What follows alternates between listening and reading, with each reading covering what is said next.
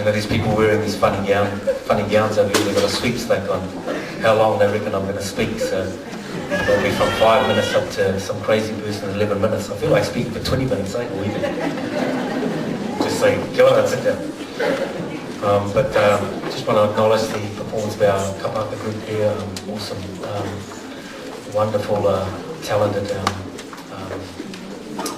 performance there.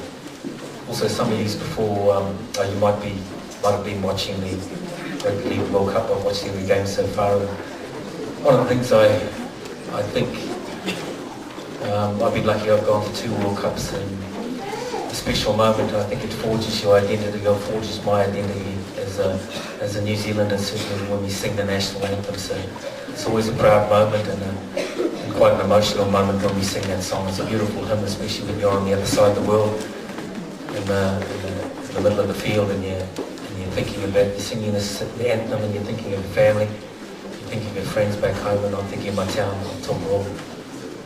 I've been fortunate, really fortunate. One of the few people from this town that have gone. I think there's only 4 of us.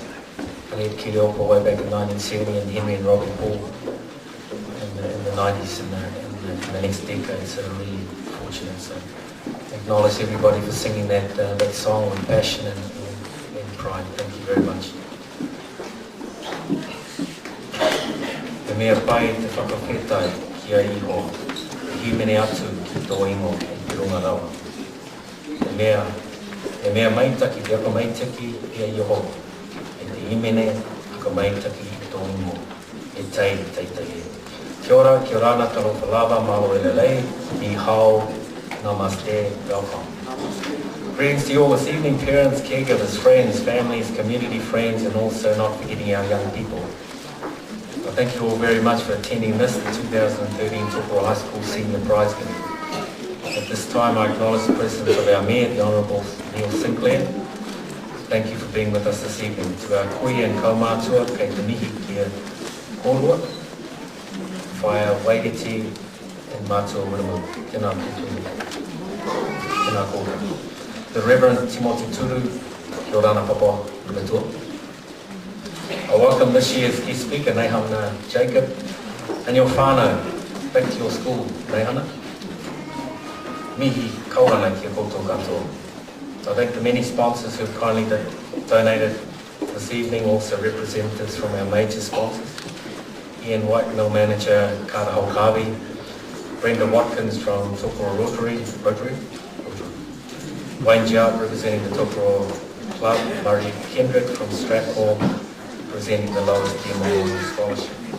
Thank the members of our Board of Trustees, led by Board Chair Graham Juhu, Ernest Apple, Tracy Maramalayan, Maria Te Kanoa, Marama Tahapi, Vanessa Letoa-Alia, Dean Tiru, Manisha Saini for your passion and support of what we do in the school. I thank my PA, Elsa B. Apple, got my back all the time whenever I need things done urgently, for her professionalism and experience. I thank our senior leadership team, Margot Craig, Butch Roth and Brian Reed and Dana Wanu, for their commitment and huge dedication towards raising achievement. The many hours each of you spend, often unseen on behalf of our school. I thank our staff for your efforts in assisting our students to experience and achieve success not only in academic fields, but also in culture, the arts and sports.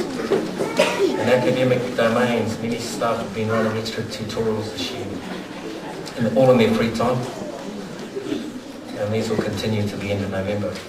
I had a conversation with a couple of Ministry of Education people, the last month, and they were quite surprised that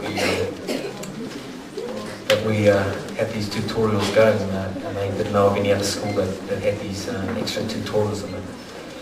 One was the National Ministry of Financial Advice, and she asked if our staff were paid, and I said no. I said they do it for nothing. She said amazing. At this point, I want to make an important announcement. It's not too short, eh? If I speak here, can you hear me? Okay. 10 seconds gone. At this point, I want to make an important announcement. Yesterday, we received notification from the Ministry of Education for approval of 2 major building projects. Firstly, the construction of a new mathematics block, and secondly, construction of a new gymnasium.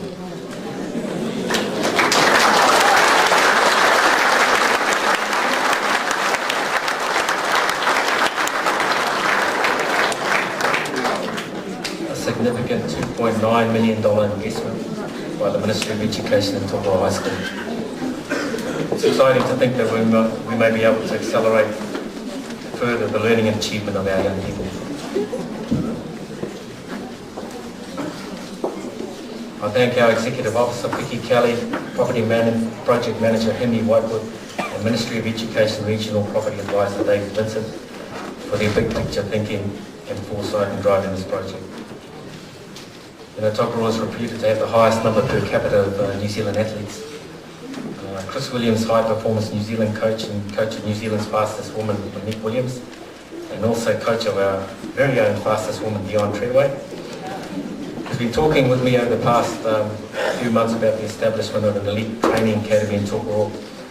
We want in the very near future to engage our mayor in those conversations, looking at means of further maximising the potential of our people, not only in Tokoroa High School but also in our community.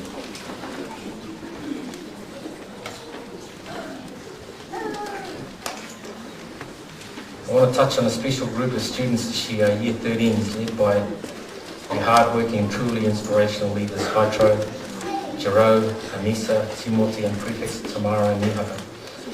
I've been to numerous community functions and have been humbled by the comments made about these outstanding individuals. I'm going to really miss each of you and the support that you have given me as principal of Tokoroa High School. In 2009, I was a tutor teacher for some of these young people, and so I've had a close bond with this group. As a tutor teacher, you try and do something that's different from the rest. Mine was donut day.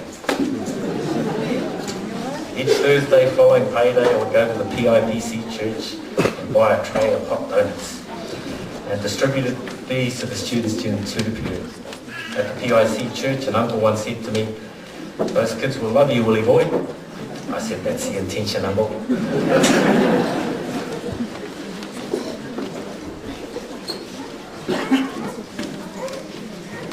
Part of this Year 9 group in 2009 was a young man pretty close to me, my eldest grandson.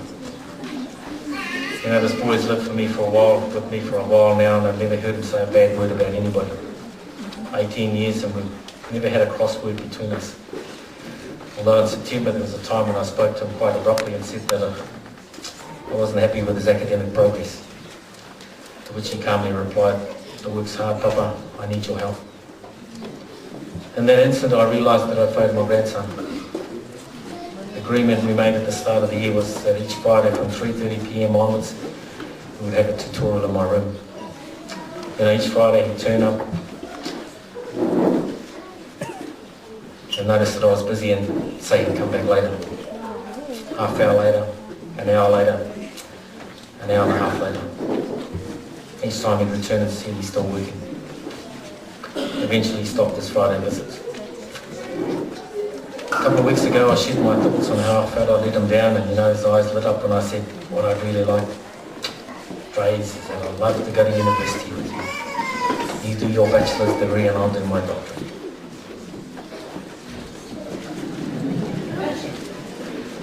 I just want to say to our families out there, help these young people by always being there for them. Let them row their waka. You're there to support them if they fall out. In academic and sporting success, I'm privileged to sit at the top of the hill and enjoy the view. And I wish all of our children and grandchildren will find their own hill and enjoy that view. I wish God's many wonderful blessings upon you all. Nō reira, tēnā koutou, tēnā koutou, tēnā tātou.